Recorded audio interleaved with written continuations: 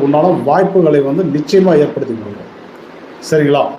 அதனால் வந்து என்ன பண்ணுறீங்க அப்படின்னாக்க, அந்த நாம யோகங்கள், நித்திய நாம யோகங்கள், வெறி யோகங்கள்னு இருக்கும்.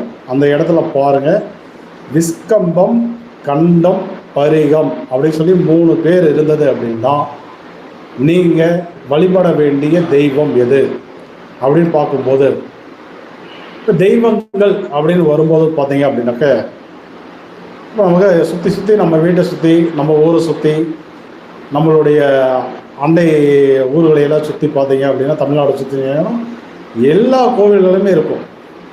இப்போ பெரும்பாலும் அதிகமாக இருக்கக்கூடிய கோவில் வந்து சிவாலயங்கள். தமிழ்நாட்டில் சிவாலயங்களுக்கு கணக்கே கிடையாது, அவ்வளோ சிவாலயங்கள் வந்து இருக்குது.